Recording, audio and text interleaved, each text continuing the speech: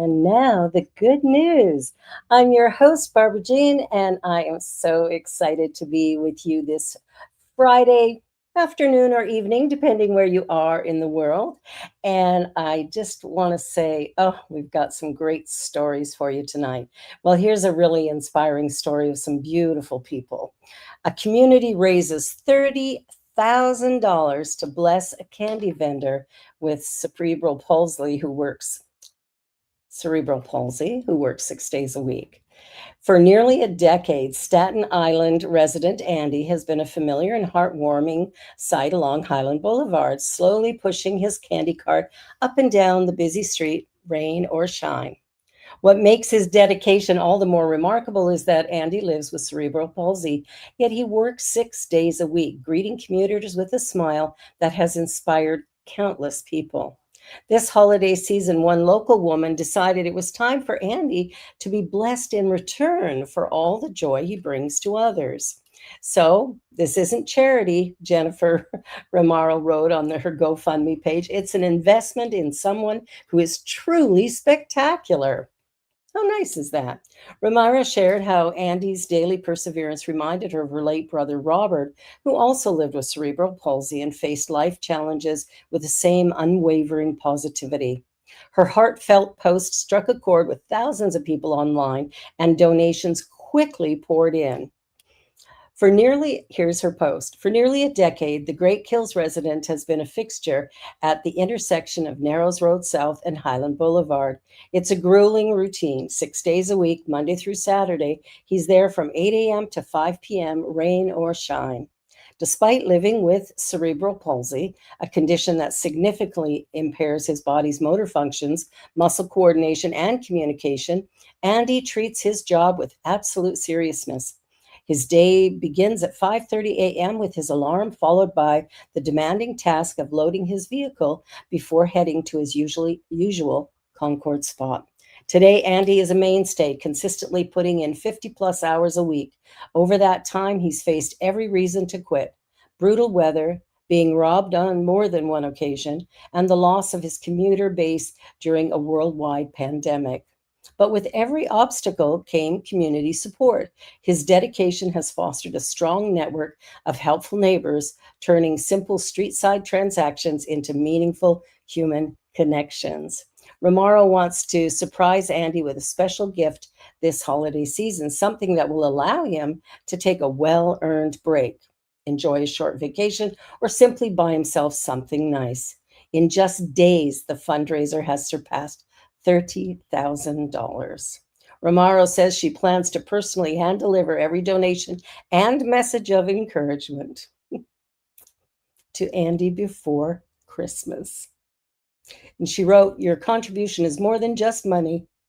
It's a message of respect and appreciation that he will be able to read and cherish." Oh, that's so beautiful. Whew, makes me teary. What doesn't, right? You're getting to know me. I get teary often. Well, Canada has the largest world's Indigenous led conservation initiative. Indigenous led conservation in the Northwest Territories sets a global precedent, with communities drawing on traditional knowledge and stewardship practices to safeguard nearly 30% of the region's lands and waters. The Indigenous led conservation movement achieved a significant victory in July 2025 when Canada signed a $300 million grant agreement for Northwest Territories, Our Land for the Future. This groundbreaking initiative represents one of the most extensive Indigenous led land conservation efforts globally, protecting some of the world's most intact boreal and tundra ecosystems. 21 Indigenous governments and organizations now steward up to 380,000 square kilometers of land and inland water. This area spans nearly 30% of the Northwest Territories, equaling almost 7 times the size of the province of Nova Scotia or the entire country of Japan. The project aims to protect over 2% of Canada's total land mass in new terrestrial and freshwater areas. The funding combines $300 million from the Canadian government with $75 million from philanthropic partners. This investment will support long-term conservation while generating hundreds of good, cultural, meaningful jobs throughout the territory. Yay, Canada, you go. Way to go. Well, I'm so happy to hear good news like that with our Indigenous family. So now we're going to take a short little commercial break, but hey, don't go away. There is plenty more good news to come. On behalf of everyone at New Thought Media Network, thank you for being a member of our virtual family. Your financial contributions help share the New Thought message with people from around the world. Please visit and contribute at www.ntmedia.org/donate. New Thought Media Network, come be you. And please like, share, and subscribe.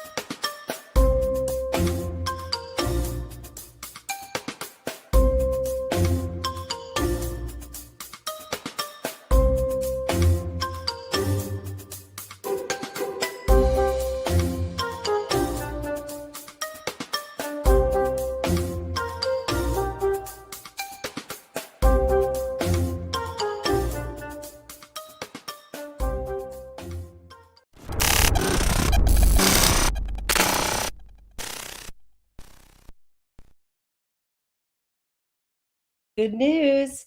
All right. So, the world's largest solar panel mural powers a Canadian building while cutting 150 tons of carbon annually. Wow. And talk about beautiful. Oh, my goodness. It's gorgeous. Edmonton. Edmonton's record-setting solar panel mural transforms a high-rise facade into an energy generator and public artwork, reducing 150 tons of carbon annually while demonstrating that building integrated photovoltaics, whatever, can be both beautiful and cost effective. In Edmonton, Canada, a 12-story apartment building has transformed its exterior into a dazzling symbol of sustainability. The Sunrise building now holds the Guinness World Record for the largest solar panel mural, covering 34,500 square feet with a blend of art and renewable energy. This isn't just decorative. The mural generates 267 kilowatts of clean electricity while showcasing vibrant artwork by Indigenous artist Lance Cardinal. After year 5, the installation is expected to save residents and owners around $80,000 annually, roughly equivalent to the monthly rent from 7 additional units. Originally constructed in the 1970s, the building was in need of major upgrades. Instead of demolishing it, owner Avenue Living partnered with Mitrex to retrofit the structure. And as a part of the sustainability focused project, the use of building integrated BIPV panels was employed. These panels replace traditional siding, generating power while providing weather protection through an aluminum honeycomb core, rain screen, air and moisture barriers, and continuous insulation, critical for Edmonton's harsh winters. Well, the northern wall features the mural centerpiece, The Land We Share, an 85-foot tribute to the First Nations and Chinese communities central to the region's history. The mural was designed by Indigenous artist Lance Cardinal, blending Indigenous and Chinese cultural symbols to celebrate the building's diverse community. Wow, you go, Edmonton. Good job. I'm impressed. I am impressed. Well, it's, interesting to see all the different things that people do and why they do them. So here's a nonprofit that marks 40 years of delivering good by the billions to kids and families who need it most. An impressive nonprofit is marking their 40th anniversary. Since its founding in 1985, Delivering Good has distributed more than $3 billion worth of clothing, toys, and other home goods to people affected by poverty, disaster, and other life challenges, all free of charge. Today, they specialize in disaster relief with distribution initiatives like the Basic Comforts Pack, a collection of essential new items to offer a first step toward comfort, normalcy, and hope. It all started 40 years ago when Kids in Distressed Situations, KIDS, was founded by co founders Karen Bromley, Barbara Tomac, and Ezra Deba. They asked nonprofits a straightforward question: would you rather receive money or new product? The answer was unanimous: new product. Karen, whose early years were spent in foster care, understood this deeply. For children in foster care, in shelters, or living in poverty, new clothing and toys are unheard of. Receiving something new, something chosen just for them, restored a sense of dignity and hope. I knew that giving a child a brand new coat or a toy could make them feel special. It could say, "You matter." 2 decades later, in 2005, the devastation of Hurricanes Katrina and Rita inspired industry leader Alan Ellinger to act. Watching the news, he realized that while telethons raised money, families needed immediate, tangible help. I was part of a community that had product: clothing, shoes, home goods. I picked up the phone, called colleagues in the fashion industry, and within days, everybody said, "I'm in." The effort grew into Fashion Delivers, which focused on mobilizing new product for adults impacted by disasters. In its first year, the organization shipped $6 million worth of brand new goods to the Gulf Coast. For years, the two organizations worked side by side, but finally merged, united by a shared belief in the dignity of new products and the power of industry to respond. Delivering good has always been fueled by heart and passion. People in the industry coming together to make sure families in crisis get what they need most and that they receive it with dignity. Oh, that is a beautiful, beautiful thing. Well, here's a sweet little baby. A British surgeon saves a baby's life by removing a tumor the size of her face, and he did it for free. Yes. A British surgeon removed a life threatening tumor from a baby's neck. The lump has been growing since she was just 5 months old, but when her mother, Aminata, took her to the local hospital in Sierra Leone, doctors told her she was too young for surgery. By the time she was 10 months old, her family began to fear the worst until Aminata bumped into a volunteer who works for Mercy Ships, a healthcare charity that operates hospitals aboard ships. Global Mercy was docked in Freetown, and when the staff saw how the tumor would eventually suffocate her, they immediately agreed to perform surgery aboard their ship for free. I was very worried for my child, said Aminata. She's so little for such a condition.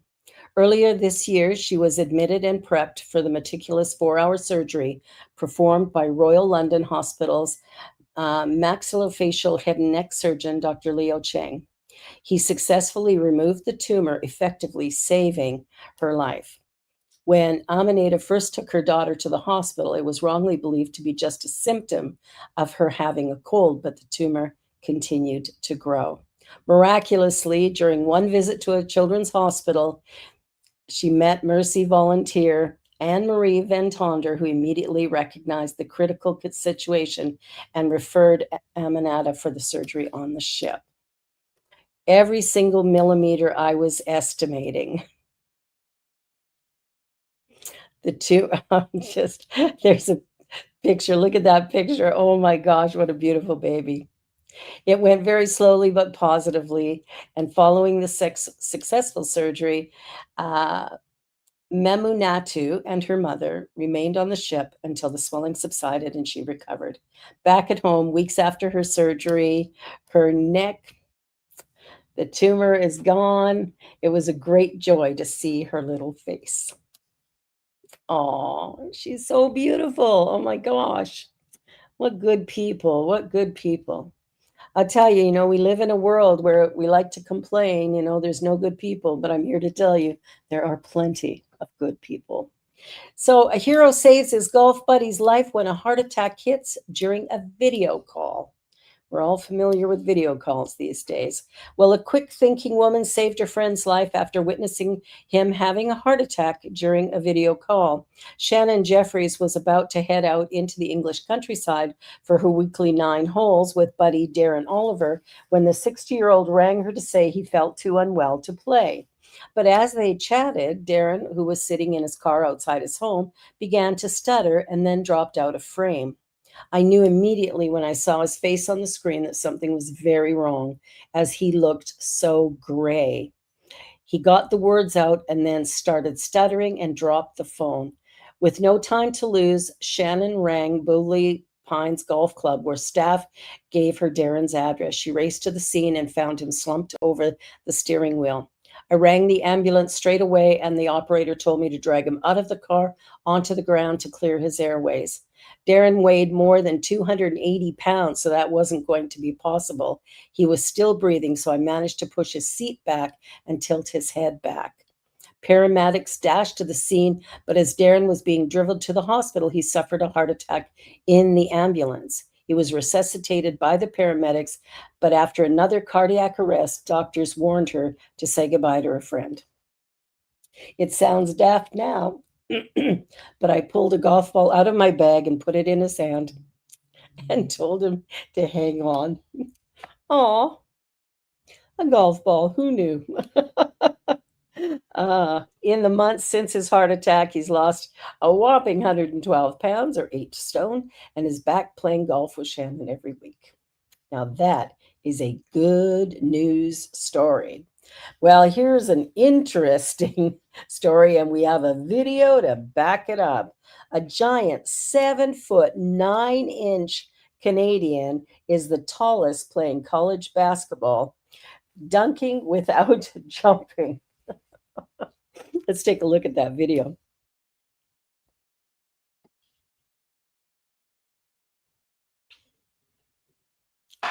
Olivier Rioux has just taken the shirt off, and he's getting set to not only enter this game, but break the record officially for tallest basketball player. This is as loud as it's been all night.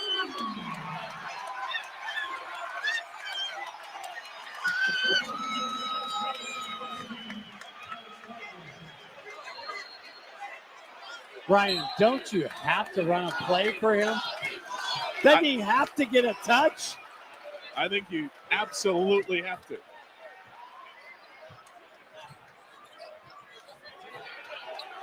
Everybody's pointing to the post. That's off the glass. Tip doesn't go. Actually falls through.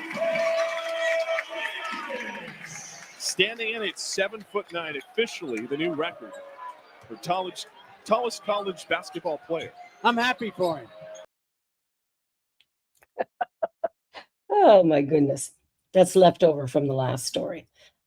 7'9". Like, wow. He was the same height as his kindergarten teacher and had eclipsed 7 feet tall by the time he entered 7th grade. And now standing at 7'9", Olivier Rioux from Quebec has ascended into sports history by becoming the tallest person to ever play in the college basketball game.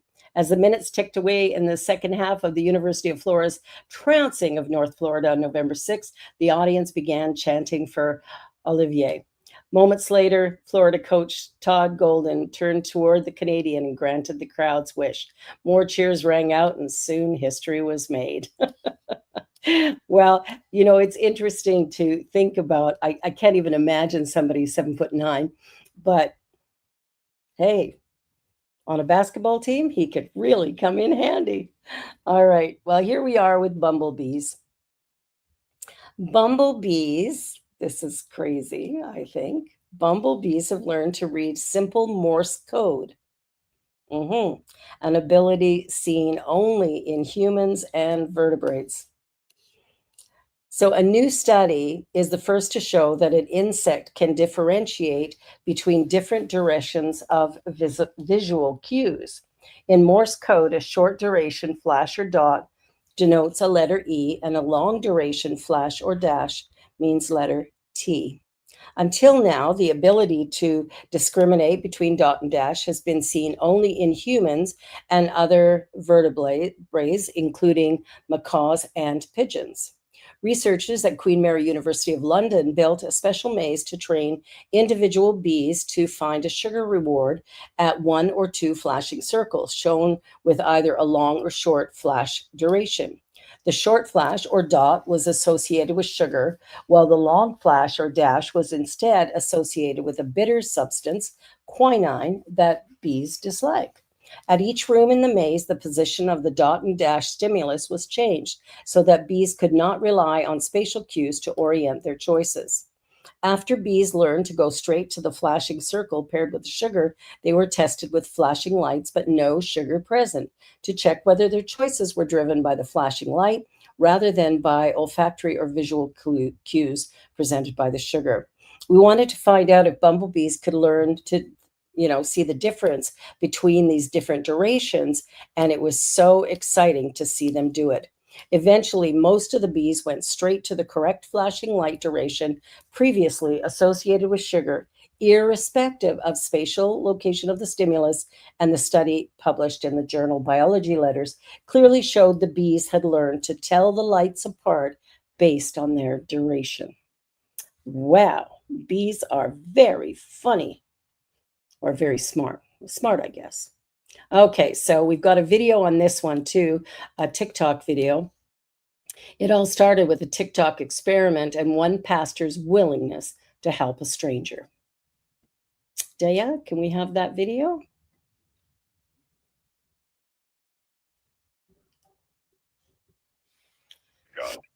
Hi. I was wanting to see if you all could help at all. I have a 2-month-old baby and I ran out of formula last night. I was wanting to see if y'all could help with formula. Let me see. Give me your name and number. My name is Nakali, or just Callie, and then my number is 859-353-7777. 7777. Yes. It's Kylie. What's the last name, ma'am? Monroe, Monroe. Okay. Now what exactly are you needing? I just need the Good Start formula. Okay. So how much do you need? I need to know about that. I'm not sure. I think I usually have, I think it's maybe $17 at Walmart. I mean, if y'all could just get the formula, I could pick it up or have somebody come get it. Well, I'm an officer right now by myself, and I'll see if I can get somebody to do this. Okay. We can do this. I'll just see. Tell me what it is it's called in case I have to go get it because I'm a great grandpa. I'm not used to being on farm. Okay. What's it called? Good Start. Good Start. And Sir. Sir. It's for infants. Yes, sir. Infants formulas, any flavor, anything to it, or just?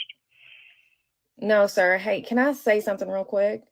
Sure. Hey, okay. I'm actually just testing churches to see which ones would actually help the community, and you just touched my heart. And I just want you to know that you are an amazing person. So that's the formula, but I don't need it. I just wanted to see if you were willing to help.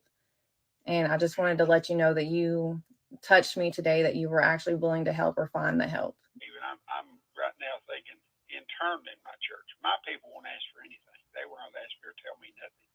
And as a rule, most of my people have been blessed. Mm-hmm. But the ones that are struggling won't tell me.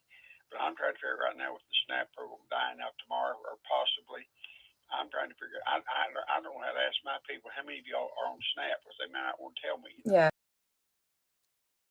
Isn't that incredible?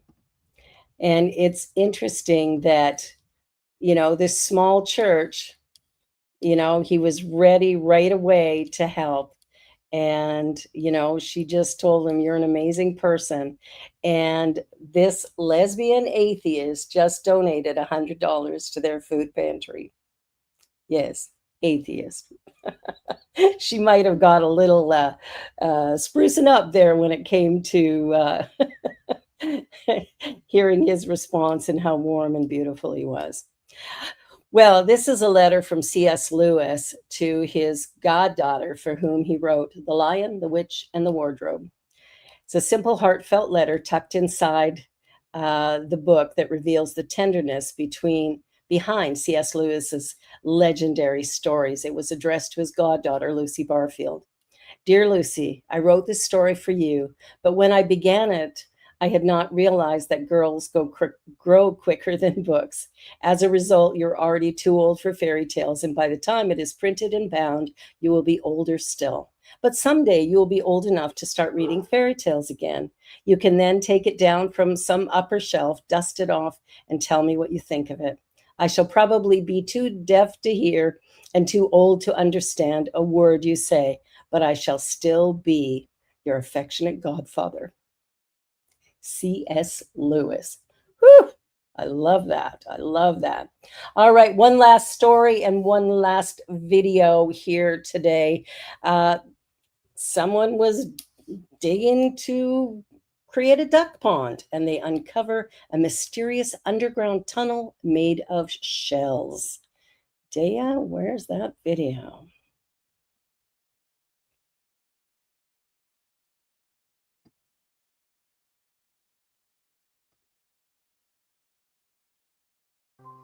Each one of them has been fixed to the panels individually and by someone. Originally, they would have been much brighter and more colourful, but after several decades of exposure to moisture, dirt, and the old gas lights that used to illuminate the place, they've turned a sort of ghostly grey.